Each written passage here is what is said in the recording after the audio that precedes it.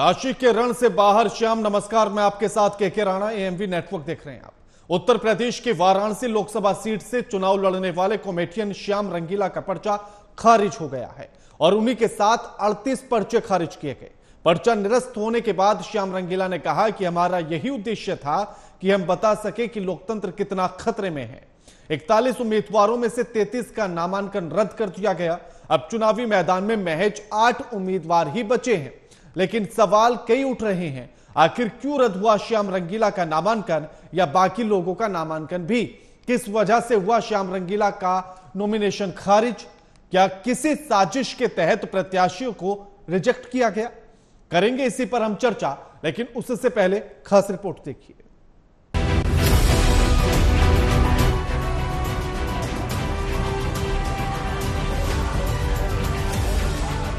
उत्तर प्रदेश के वाराणसी लोकसभा सीट पर चुनावी माहौल पूरी तरह से गर्मा गया है। नामांकन पत्रों की जांच के बाद वाराणसी लोकसभा सीट पर नॉमिनेशन भरने वाले 41 उम्मीदवारों में से 33 का नामांकन रद्द हो गया है। अब चुनावी मैदान में महज 8 उम्मीदवार बचे हैं। वाराणसी सीट पर नामांकन दाखिल करने वालों में राजस्थान से आए मशहूर मिमिक्री आर्टिस्ट श्याम रंगीला भी रहे। पीएम मोदी की आवाज की नकल कर चर्चा में आए श्याम रंगीला का नामांकन भी खारिज हो गया है। बीजेपी के पीएम नरेंद्र मोदी, कांग्रेस प्रदेश अध्यक्ष अजय राय समेत 8 उम्मीदवार अब चुनावी मैदान में बच गए हैं। कॉमेडियन श्याम रंगीला नामांकन पत्र खारिज होने के बाद काफी भावुक दिखे। उन्होंने कहा कि प्रशासन की ओर से शपथ नहीं लेने के कारण नामांकन पत्र खारिज कर दिया गया है। उन्होंने आरोप लगाया कि नामांकन के समय जानबूझकर मुझे शपथ नहीं दिलाई गई। श्याम रंगीला ने कहा कि मुझे शपथ के बारे में जानकारी नहीं थी। लोकतंत्र में अव्यवस्थाओं को दिखाना ही हमारा लक्ष्य था। इस बीच सवाल ये है कि आखिर क्यों रद्द हुआ श्याम रंगीला का नामांकन? किस वजह से हुआ श्याम रंगीला का नॉमिनेशन खारिज? और क्या अब भी बचा है मौका? क्या किसी साजिश के तहत प्रत्याशियों को रिजेक्ट किया गया है? M report.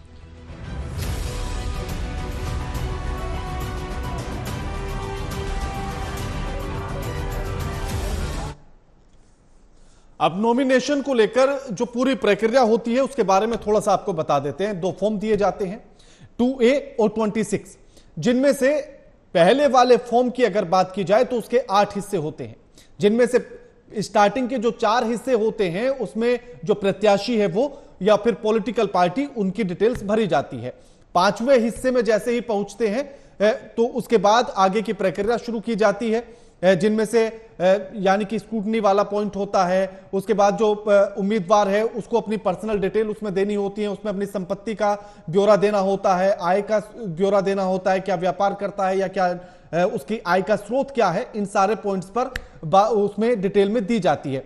शादी हुई या नहीं हुई, बच्चे कितने हैं, संपत्ति कितनी है, इन तमाम चीजों की जो जानकारी है वो उस पार्ट में दी जाती है, यानी कि 4 के आगे वाले पार्ट में। उसके बाद जो है स्क्रूटनी वाला पॉइंट होता है। 7वें नंबर पर जैसे ही पहुंचते हैं तो उसके बाद फिर पॉइंट होता है कि पूरी जांच के बाद किस तरह से पाया गया। 8वें में निरस्त करने के लिए आरओ के पास अधिकार होता है और वो पेपर जो आखिरी फॉर्म होता है 8वां पार्ट, वो उसके लिए होता है। अब जो 26 की बात है, 26 में जो फॉर्म दिया जाता है उसमें एक शपथ पत्र भी दिया जाता है, पर्सनल डिटेल भी दी जाती है और शपथ पत्र भी दिया जाता है। और उस शपथ पत्र पर ही यह पूरी आपत्ति रही जो उम्मीदवारी को लेकर खारिज कर दिया गया, उनके नॉमिनेशन को खारिज कर दिया गया है श्याम रंगीला के, जिसमें श्याम रंगीला का यह कहना है कि मैं पहली बार चुनाव लड़ रहा था, मुझे कुछ पता नहीं था कि आखिर किस तरह से सारी चीजें होती हैं, किस तरह से जो है नॉमिनेशन भरा जाएगा, क्या क्या प्रक्रिया होती है, और उनको कोई बताने वाला भी नहीं था।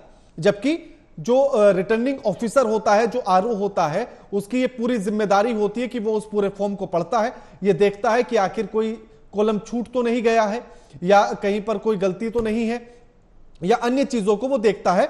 और साथ ही शपथ पत्र जो दिया जाता है उसकी भी जांच की जाती है। और सबसे बड़ी बात यह कि स्क्रूटनी की डेट यानी कि आखिरी तारीख जो नॉमिनेशन की होती है उस तक शपथ पत्र जमा किया जा सकता है, उसके पहले तक। अब ऐसे में सवाल यह है कि आखिर श्याम रंगीला ने क्या शपथ पत्र जमा नहीं किया? उनको नहीं पता था तो क्या उनको सूचना दी गई? हमारे साथ जो मेहमान जुड़े हैं उनका परिचय आपसे करा देते हैं। हमारे साथ प्रदीप सिंह है, नेता है बीजेपी के। हमारे साथ स्वामीनाथ जायसवाल है, प्रवक्ता है कांग्रेस के। और निरंजन पोद्दार हमारे साथ जुड़ गए, राजनीतिक विश्लेषक हैं। आप तीनों का स्वागत है एएमवी नेटवर्क पर। प्रदीप जी, 38 लोगों का नॉमिनेशन रद्द कर दिया गया है वाराणसी से, जिनमें से एक कॉमेडियन श्याम रंगीला का नॉमिनेशन भी उसमें है। आखिर इतने सारे लोगों का नॉमिनेशन रद्द करने के पीछे विपक्ष का यह कहना है कि डर इस बात का था कि मोदी जी का वोट ना कटे। प्रदीप जी, मेरी आवाज आ रही है आपको सर? हाँ, आ रही है, आ रही है। नमस्कार राणा जी। देखिए, प्रथम दृष्टया तो अगर बात किया जाए तो कोई और लोकसभा सीट होती, कोई और प्रत्याशी होता, तो बात समझ में आती है कि चलिए ठीक है, लोग आए। शायद आप भी इस बात को जानते होंगे कि इनमें से जितने भी लोग हैं उनको कितने लोग पहले से कितना जानते हैं। तो ये एक पॉपुलरिटी स्टंट था। और श्याम रंगीला का जो भाषण है वो अपने आप में बहुत बातें कह देता है कि मैं पहली बार लड़ रहा था, मुझे पता नहीं था।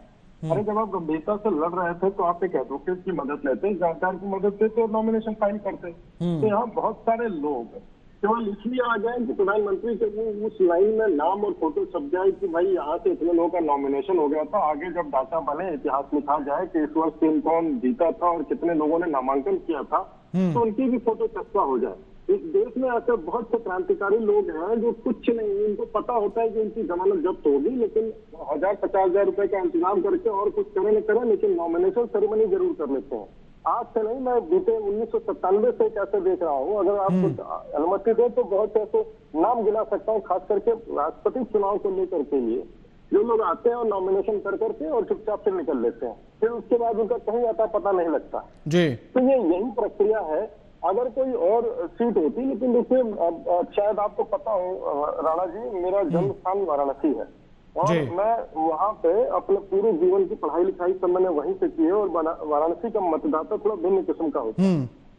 सारे देश में अलग होते हैं, लेकिन वाराणसी का मतदाता निश्चित तौर पे थोड़ा सा भिन्न किस्म का होता है, तो उससे भी ध्यान दिया जाना चाहिए।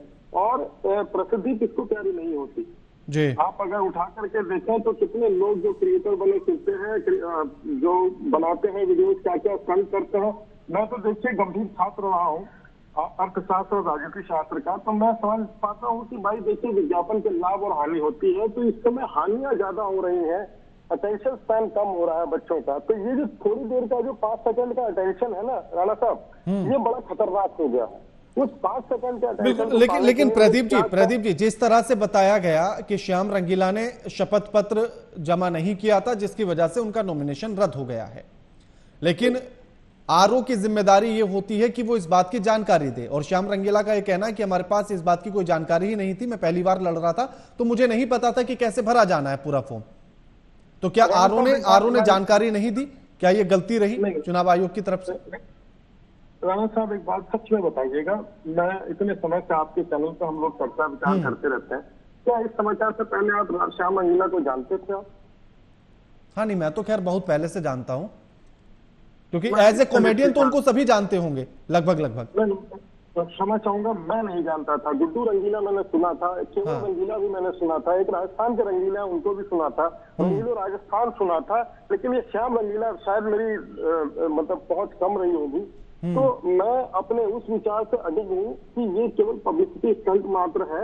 और जितने लोग, मैंने एक वीडियो देखा आपके कार्यक्रम आने से पहले, तो 4 लोग चल रहे थे, उनके साथ 5 लोग। और आप बताइए क्या कोई गंभीर राजनीतिक कार्यकर्ता, चाहे वो किसी भी दल का हो, तो कम से कम नामांकन वाले दिन तो वो सारे नियमों कानूनों को फॉलो करने का इंतजाम कर ही लेता है, और चाहे कम से कम हद से मरी हालत में 150 में भी इकट्ठा कर लेता है।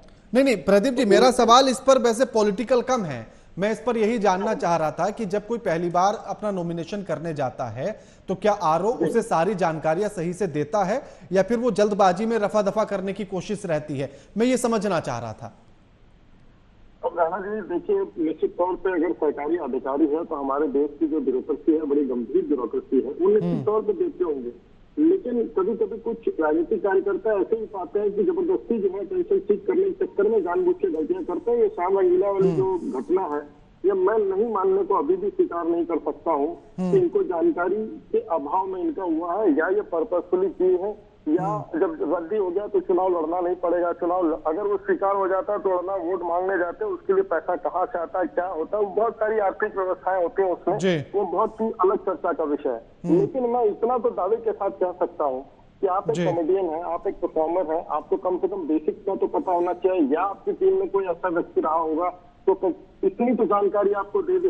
तो मैं इस समय, क्योंकि इस समय महापर्व है लोकतंत्र का, तो मैं उनका प्रवक्ता तो नहीं हूँ चुनाव आयोग का, लेकिन मैं इतनी तो बड़ी जिम्मेदारी से कह सकता हूँ कि कम से कम सरकारी कर्मचारी इस मामले को लेकर के कोई नहीं, इसीलिए मैं इसको मैं किसी पर आरोप लगाकर या ब्लेम कर कोई सवाल नहीं पूछ रहा था। ये एक सिर्फ सार्थक चर्चा हम ये चाह रहे थे कि आखिर क्या सारी जानकारियां दी जाती है, नहीं दी जाती है, या जो पहली बार चुनाव लड़ता है उसके सामने कैसी समस्या आती है। मैं उस पर एक सिर्फ नॉर्मल सी चर्चा कर रहा हूँ।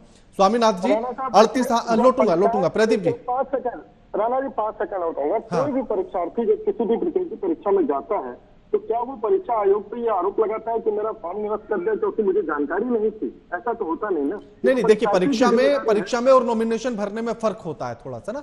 मैं लौटता हूं प्रदीप जी, स्वामीनाथ जी लौटूंगा। प्रदीप जी सिर्फ एक सार्थक चर्चा है ताकि लोगों को इंफॉर्मेशन मिल सके, सिर्फ इसलिए मैं ये चर्चा कर रहा हूं। स्वामीनाथ जायसवाल जी, 38 लोगों का नॉमिनेशन रद्द हो जाता है और जिसमें से श्याम रंगीला ये आरोप लगाते हैं कि वो फर्स्ट टाइम थे और उन्हें सारी जानकारियां अधिकारियों के द्वारा नहीं दी गई, इसीलिए शायद उनसे कुछ कॉलम छूट गए हैं। शपथ पत्र जमा करना उनसे छूट गया, उन्हें नहीं पता था कि ऐसा भी कोई शपथ पत्र जमा करना होता है क्या? देखिए राणा साहब, चुनाव आयोग और आरओ जो रिटर्निंग ऑफिसर की पूरी जवाबदेही होती है कि नए उम्मीदवार को, उनको जो भी है, उनको अगर भाषा की कमी हो, अगर उसको व्यवस्था की, तो उसको एक रिटर्निंग ऑफिसर का जानकारी देना बहुत जरूरी है और बताना कि ये प्रक्रिया है, इसके तहत आपको फॉलो करना है। जब आपका नॉमिनेशन भरने के पहले ही आपको फाइल जब जाता है तो उसको एक एक देखते होंगे कि कलेक्टर एक एक तो जो चुनाव का पर्ची भरा जाता है तो एक एक पन्ने को चेक करता है किसी का छूट तो नहीं गया, कोई कॉलम छूटा तो नहीं। उसके बाद अगर कुछ गलती सही करना होता वही आदमी तुरंत भर देता है और सही कर देता है, और नहीं कर पाता है तो वही निरस्त हो जाता है। तो इसको बताने के जिम्मेवारी चुनाव आयोग प्रचार और उनके वेबसाइट पे भी है, होना चाहिए। और सब चीज जानकारी करके, जब देखिए प्रधानमंत्री इतने मजबूत है तो ये भी मानना पड़ेगा कि 41 लोग नॉमिनेशन करते हैं। अगर प्रधानमंत्री जी का चेहरा इतना मजबूत है तो इतना प्यार लोगों से करते हैं, तो आज 41 लोग तो उनके विरुद्ध में खड़ा होकर नॉमिनेशन करने के लिए ताकत भरे, ये भी बहुत बड़ी बात है कि और कोई लोकसभा में नहीं, प्रधानमंत्री के लोकसभा में सबसे ज्यादा 41 लोगों ने नॉमिनेशन भरने का काम किया, जिसमें 38 लोगों को निरस्त कर कांग्रेस के अजय राय और बहुजन समाज पार्टी के ताहिर अली और तमाम लोग, जिस तरह से 8 लोगों का बच गया। और उसके बाद इनके सामने अब जो लंबा लिस्ट निकलने वाला था वो 8 लोगों का नाम रहेगा। और उसके बाद देखिए चुनाव आयोग की जिम्मेवारी क्या है। उस दिन देखे होंगे कि जिस तरह से प्रधानमंत्री पर्चा भर के अपने बल का प्रयोग करते हुए जिस तरह से दिखाया, सारे इनके एनडीए गठबंधन के सारे लोग, देश भर के इनके जितने हैं 38 इनके साथ जो जुड़े हुए हैं, सारे लोग जुटे हुए थे और पूरा जमावड़ा ताकत का प्रयोग और शासन का आधिपत्य दिखाने का कोशिश किया गया। हम हैं, हमारा दम है जी। लेकिन काशी में इस समय काशी के लोग भी नहीं समझ पा रहे हैं कि गंगा ने मुझे बुलाया, उसी गंगा जल पे 12% टैक्स लगा दिए थे प्रधानमंत्री जी। हम लोग ने यहाँ धरना प्रदर्शन दिल्ली में दिया, तो उसके बाद वो टैक्स हटाया गया। जीएसटी लगाने वाली सरकार, ठीक है, कानून व्यवस्था को क्या है। ठीक है स्वामीनाथ जी, लौटता हूं मैं। निरंजन जी, जो आरोप श्याम रंगीला ने लगाए कि उनको नहीं पता था, उनको अधिकारी ने नहीं सूचना दी थी, मैं पहली बार चुनावी मैदान में था, नॉमिनेशन करने गया था तो मुझे सारी जानकारी नहीं थी, तो क्या ऐसी चूक अधिकारी करते हैं? क्या सारी बातें ठीक से नहीं बताते हैं और इसीलिए ज्यादातर लोगों का नॉमिनेशन रद्द हो जाता है जो फर्स्ट टाइम लड़ रहे होते हैं? देखिए राणा जी, इस बारे में तो वो अधिकारी की अगर आप बात करेंगे तो वो अधिकारी बेहतर रूप से अपना कुछ रख पाएगा, क्योंकि देखिए ना मैं वहां पे था ना आप वहां पे थे कि उन्होंने वो बताया नहीं बताया, श्याम रंगीला ने अपनी तरफ से कोई त्रुटि करी या वो वास्तव में कोई टेक्निकल त्रुटि उसके अंदर थी, ये तो वहां के अधिकारी, जिस अधिकारी ने फॉर्म किया। लेकिन एक चीज जरूर है, जिस तरीके से ये मामला अभी चल रहा है राणा जी, ये चीज मुझे स्पष्ट दिखाई दे रही है कि प्रधानमंत्री जी श्याम रंगीला से बिल्कुल डर गए, क्योंकि जिस तरीके से इंडिया गठबंधन ने, समाजवादी पार्टी और कांग्रेस के गठबंधन ने अपना संयुक्त उम्मीदवार अजय राय जी को वहां से उतारा, बहुत कमजोर उम्मीदवार इन्होंने उतार दिया, जिसमें प्रधानमंत्री जी की सीट जो है वो बिल्कुल एकदम जिसको कहते हैं तगड़ी सीट बन गई थी। और श्याम रंगीला जब वहां श्री गंगानगर से अपने 4 समर्थकों को या 5 समर्थकों को लेकर के बनारस पहुंचा और प्रधानमंत्री जी के खिलाफ पर्चा भरने की जब उसने सोची, तो आप ये समझ लीजिए प्रधानमंत्री जी के साथ साथ पूरी भारतीय जनता पार्टी हिल गई थी। श्याम रंगीला को प्रधानमंत्री जी मोदी जी को लगभग 3 से 4 लाख वोटों से हराने वाला है।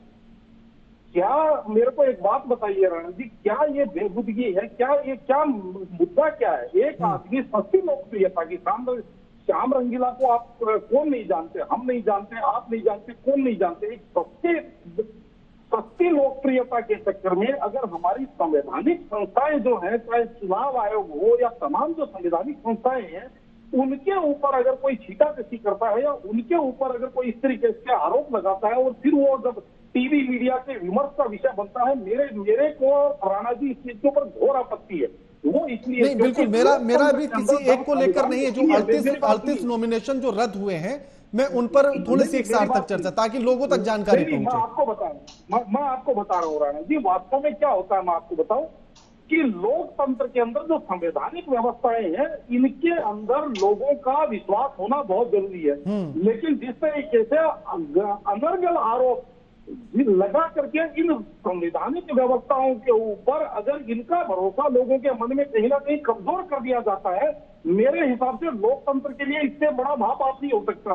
क्योंकि कोई भी पार्टी 4 जून को चुनाव जीतेगी, इन्हीं चुनाव आयोग, यही सुप्रीम कोर्ट, यही ईवीएम, यही तमाम संवैधानिक व्यवस्थाओं से वो भी देश चलाएगी।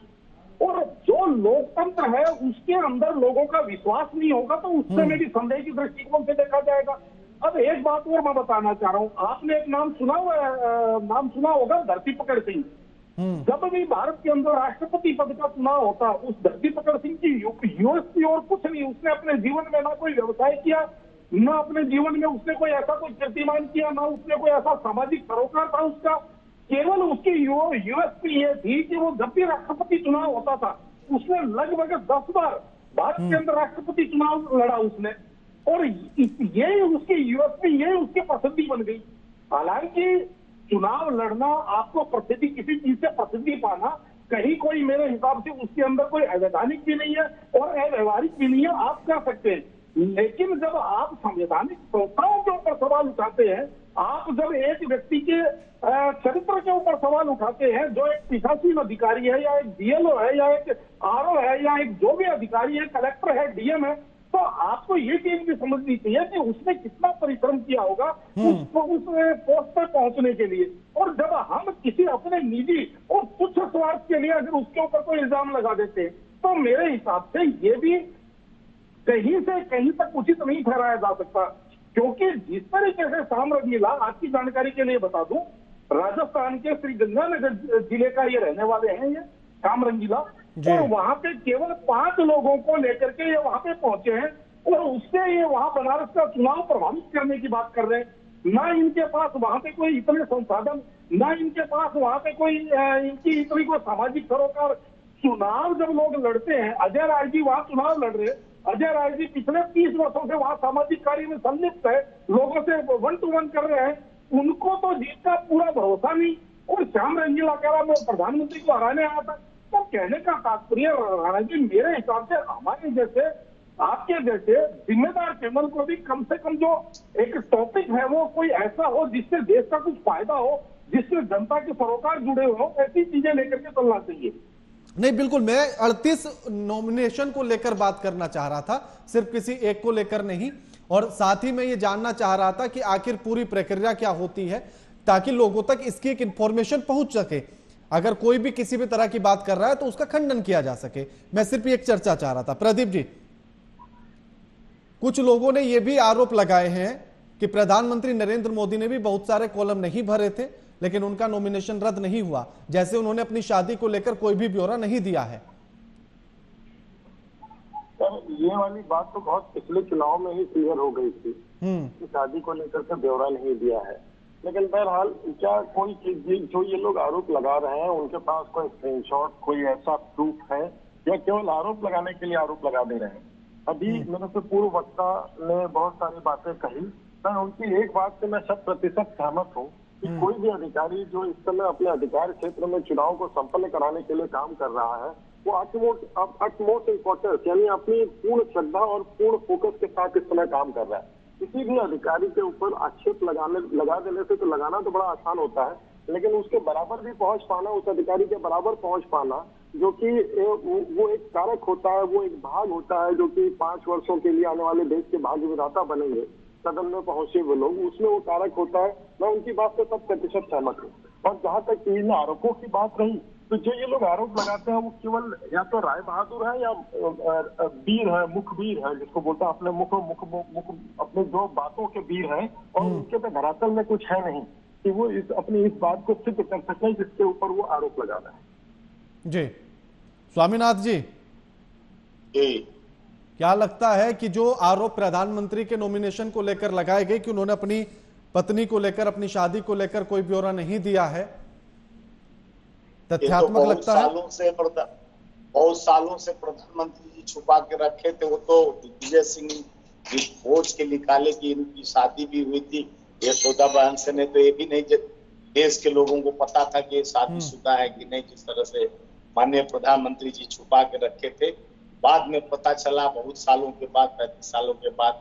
प्रधानमंत्री तो अजब गजब है, इनकी कहानी इतिहास तो इंटीरियर यूनिवर्सिटी का जो स्टूडेंट रहे हैं और जिस तरह से ज्ञान उनका मिलता रहता है, देश के लोग उसी ज्ञान लेके आगे बढ़ रहे हैं। चाहे 2 करोड़ नौकरी, 15 लाख खाते, तमाम तरह के वादे करके आए, दुगनी आए किसानों को कहने की बात। तो प्रधानमंत्री तो अजूबे हैं, कहते हैं कि हम एक बनारस में नहा कर नॉमिनेशन का बाद स्नान करके रोने, उनका एक ही चीज बचा था अब रोना। वो काशी में रो भी दिए कि हम धर्म के नाम पर राजनीति नहीं करते हैं। प्रधानमंत्री तो कुछ भी कह देते हैं, धर्म के नाम पर राजनीति नहीं करते। फिर दूसरे दिन फिर मंच से शुरू हो गए, फिर मंगलसूत्र की बात किए, छीनकर हिंदुओं का मंगलसूत्र मुसलमानों को दे दिया जाएगा, घर छीन के बच्चा पैदा करने।